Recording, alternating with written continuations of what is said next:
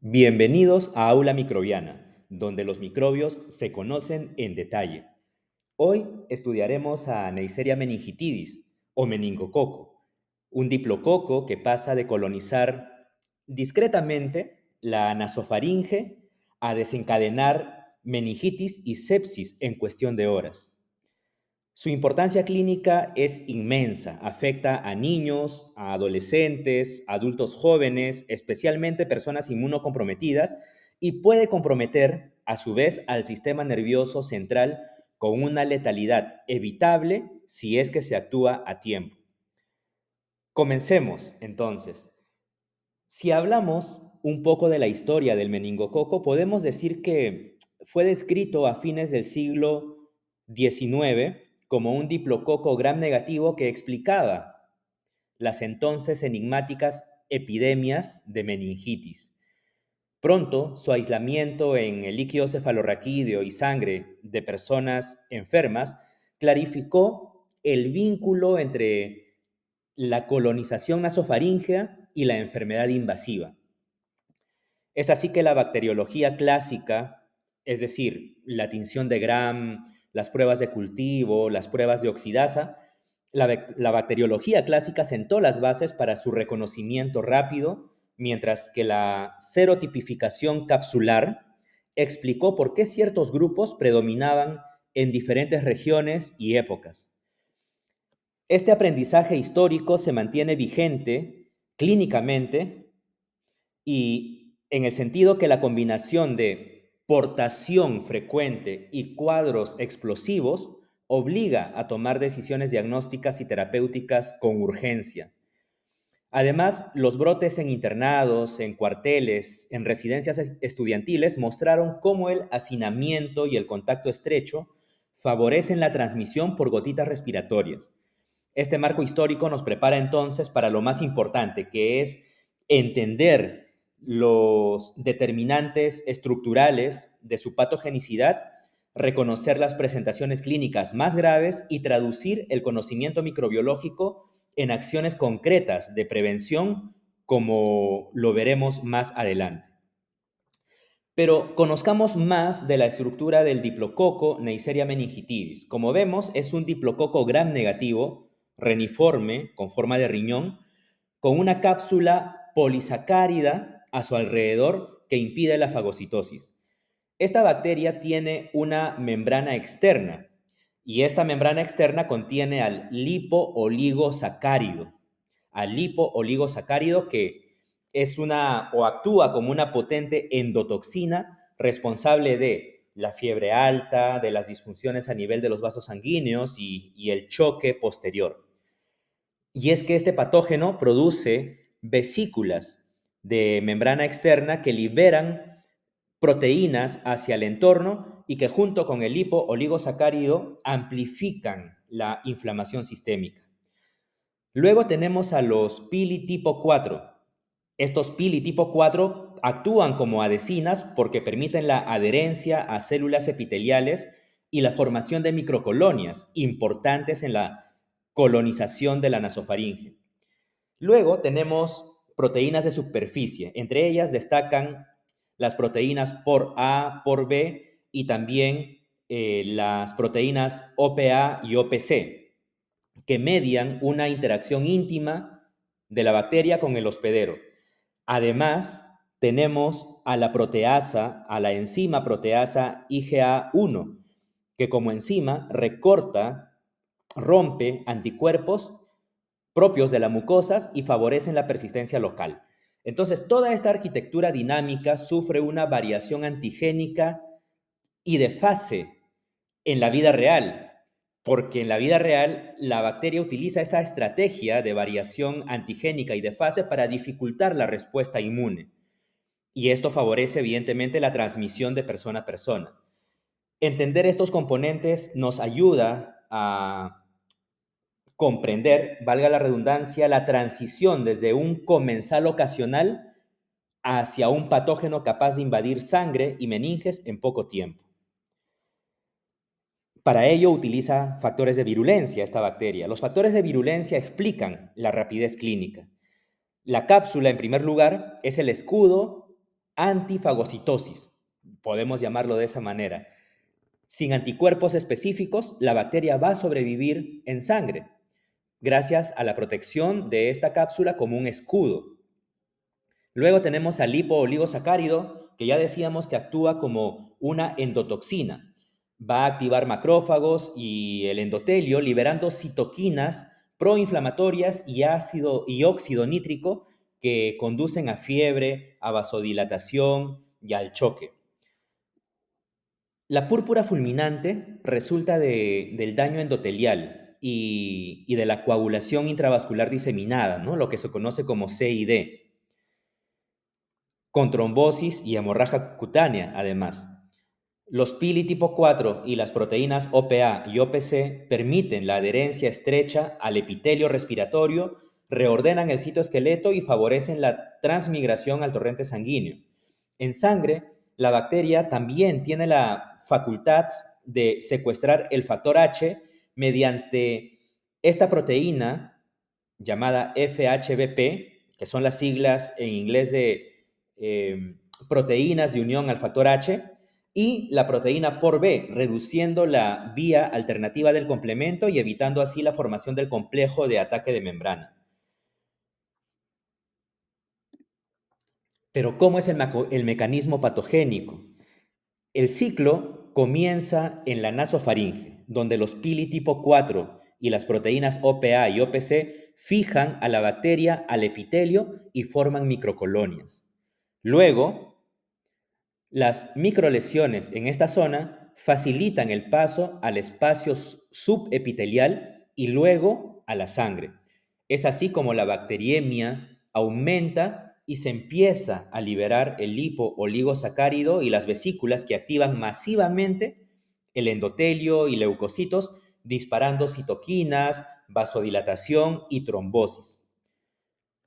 Parte de las bacterias logra atravesar luego la barrera hematoencefálica por dos vías principalmente, la vía transcelular y la vía paracelular, alcanzando la leptomeninges y el líquido cefalorraquídeo, donde la baja opsonización favorece la multiplicación bacteriana. Entonces, es la tormenta inflamatoria quien explica el daño meningio y la púrpura fulminante. Es la tormenta inflamatoria la causa de estas manifestaciones clínicas. Luego, en casos extremos, aparece el síndrome de Waterhouse-Friderichsen por hemorragia adrenal bilateral y choque refractario. Aquí la clave clínica es que este mecanismo se produce en horas, progresa en horas, y de ahí la urgencia en tomar muestras rápidamente y administrar antibióticos de inmediato ante la sospecha. También es importante que abordemos la respuesta inmune. La defensa clave contra este patógeno es una defensa bactericida, mediada por nuestros anticuerpos contra la cápsula bacteriana. Estos anticuerpos activan el complemento y permiten la lisis de la bacteria. Por ello, es que los niños pequeños con una baja exposición previa, que no han tenido exposición en su corta vida, y así también las personas con déficit del complemento terminal, el C5 al C9, o personas con asplenia, tienen alto riesgo de desarrollar la enfermedad. Es muy importante también la inmunidad mucosal por la IgA, también por la properdina y los neutrófilos. Todos ellos contienen colonización, pero sin anticuerpos séricos eficaces, la bacteriemia progresa. En investigación y en vacunología existe lo que se conoce como SBA, que es actividad bactericida sérica, que viene a ser una fotografía funcional de la protección, pues cuantifica la capacidad del suero vacunal para eliminar meningococos en presencia del complemento. ¿Y qué es lo que sucede cuando una persona desarrolla la enfermedad? Bueno, la presentación varía desde una fiebre inespecífica hasta meningitis grave con cefalea intensa, con vómitos, rigidez de nuca y fotofobia. También tenemos a la meningococcemia, que puede acompañar o sustituir la meningitis y se caracteriza por fiebre alta, exantema petequial, purpúrico, taquicardia e hipotensión progresiva.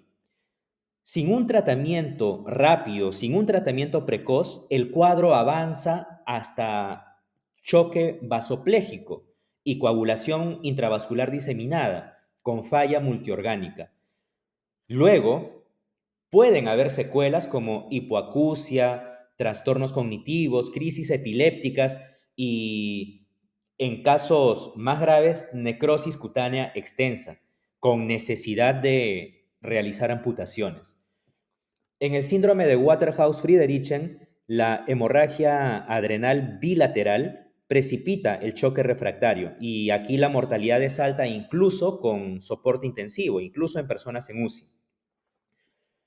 Un dato clínico importante aquí es que ante la presencia de fiebre más petequias y signos meningios, se debe actuar antes de confirmar. Esto es muy importante, actuar antes de confirmar porque la progresión de estos signos y síntomas es sumamente rápida, en tan solo horas. Pero la ventana terapéutica es corta y el pronóstico cambia con el uso de antibióticos y soportes temprano, antibióticos a tiempo y soporte vital a tiempo. El ser humano, si hablamos ya de la epidemiología, es el único reservorio del meningococo. La transmisión ocurre por gotitas respiratorias y requiere cercanía constante, cercanía sostenida entre las personas, lo que explica los brotes en los hogares, en los internados, en las residencias, en los cuarteles. La portación asintomática es frecuente en adolescentes y adultos jóvenes, actuando como motor de transmisión. Por eso los programas de vacunación apuntan a estos grupos para protección directa y protección de rebaño. ¿Cuáles son los factores de riesgo? Ya lo decíamos, la asplenia, es decir, el no contar con vaso, el déficit de complemento, el tabaquismo activo o pasivo, las infecciones virales previas y el hacinamiento. Todos ellos son factores de riesgo para poder desarrollar la enfermedad por meningococo. Existen varios serogrupos capsulares. Meningococo tiene una cápsula, pero tiene distintos tipos de cápsulas. A partir de ahí se generan los serogrupos capsulares. A, B, C, las tres primeras letras del abecedario, o W e Y, la antepenúltima y la penúltima griega de letra del abecedario. Estos serogrupos causan enfermedad invasiva y su predominio es muy variable. Predominan de manera muy variada por regiones en el mundo y por temporadas inclusive, lo cual evidentemente va a condicionar las políticas de vacunación. En climas templados, los casos muestran cierta estacionalidad invernal, pero el hecho es que entender esta epidemiología ayuda al médico a ponderar las sospechas según la edad, según el contexto, según los antecedentes y a decidir estrategias combinadas de vacunación y quimioprofilaxis. ¿Y cómo se detecta la presencia de Neisseria meningitidis en una persona? El diagnóstico es clínico microbiológico y, como ya hemos dicho, no debe demorar el tratamiento. No se debe esperar a tener una confirmación diagnóstica para iniciar tratamiento, porque de lo contrario se pueden perder minutos y horas valiosísimas. Entonces, ante la fiebre, petequias, púrpura y signos meningios, se debe tomar hemocultivos, iniciar antibiótico y realizar punción lumbar si es que no hay una contraindicación para realizarla. En el líquido cefalorraquídeo se evalúa la citoquímica, si es que hay pleocitosis neutrofílica, si hay hipoglucorraquia, si hay hiperproteinorraquia, y se hace la tinción de Gram que nos va a permitir ver a los diplococos gram negativos intracelulares. Luego tenemos el cultivo en agar chocolate con CO2, que permite confirmar la presencia de la bacteria y también permite realizar pruebas de susceptibilidad. Finalmente tenemos a las pruebas de PCR. las pruebas moleculares de PCR en líquido cefalorraquídeo y sangre, que son muy importantes, pues aportan rapidez y sensibilidad, eh, que es sumamente crítico, más aún después de haber administrado el antibiótico inicial, porque recuerden que esto es una carrera, podríamos decir, contra el tiempo. Las pruebas de antígenos también pueden ayudar, pero la PCR sin duda ha desplazado su uso en muchos centros. En paralelo, es importante mencionar que el aislamiento de la persona y la notificación por parte del médico, por parte del personal sanitario a las autoridades son obligatorios. Es importante informar esto a la autoridad sanitaria cada vez que haya un caso para poder activar la profilaxis de contactos.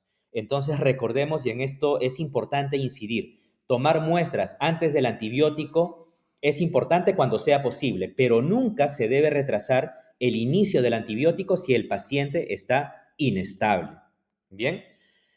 ¿Y cómo es el manejo y el tratamiento de estas personas con enfermedad por meningococo? Bueno, el manejo comienza de inmediato con un antibiótico empírico. Ceftriaxona a dosis meningias, se le puede agregar vancomicina según la resistencia local, y una vez confirmado el meningococo por pruebas de laboratorio, se desescala a ceftriaxona o penicilina G si en el aislamiento se ve que la bacteria es sensible, y cabe destacar que la duración típica de la meningitis meningocócica es de 5 a 7 días en pacientes no complicados. Entonces, esta información es importante para el manejo de estas personas. También es fundamental el soporte hemodinámico, que incluye vasopresores, cristaloides y la corrección de la coagulación intravascular diseminada según los parámetros de coagulación. El cuidado respiratorio también puede requerir el uso de ventilación mecánica en casos de choque o en casos de compromiso neurológico, y también es importante enfocarse en el control del dolor, de la fiebre y de la agitación, que mejoran el confort y reducen evidentemente el consumo metabólico del paciente. En todos los casos, se debe coordinar siempre con la unidad de UCI, con infectología, con el área de microbiología para ajustar la terapia y la vigilancia de los contactos. La prevención combina la vacunación y el control de los contactos. Las vacunas conjugadas que contemplan los serogrupos A, C, W e Y se recomiendan en adolescentes y en personas con factores de riesgo, personas con asplenia, con déficit de complemento, que han estado expuestas a brotes o viajeros a zonas con alta incidencia. Eso en cuanto a la vacuna conjugada A, C, W e Y.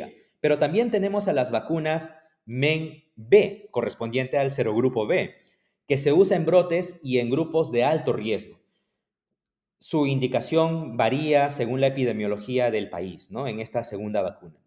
Pero lo cierto es que ante un caso índice se debe ofrecer quimioprofilaxis a contactos estrechos, es decir, familiares convivientes, compañeros de habitación, parejas y el personal sanitario también que se ha visto expuesto a estas personas. ¿Con qué? Con rifampicina, ciprofloxacino o ceftriaxona, que son opciones efectivas. Se debe mantener siempre precaución con el contacto y con las gotitas respiratorias hasta 24 horas después de iniciar el antibiótico adecuado. Eso también es fundamental para controlar la expansión de la infección. Aquí la coordinación es clave, ¿no? Entre clínica, laboratorio, el área de epidemiología y la comunidad cierran definitivamente el ciclo de control de esta bacteria. Para terminar entonces, hoy hemos conocido y conectado la estructura y la virulencia del meningococo con su velocidad clínica, para traducirlo en 3 acciones. Sospechar temprano, número 1, iniciar antibiótico de inmediato, número 2, y prevenir con vacunas y profilaxis, número 3. Si se mantiene esta cadena de acción, se puede cambiar el pronóstico en horas y se evitan los brotes en la comunidad. Llegamos así al final de este episodio, y es aquí donde te invito a suscribirte a Aula Microbiana, donde los microbios se conocen en detalle. No olvides darle like a este video si te gustó y te invito a compartirlo con tus contactos. Hasta el siguiente patógeno.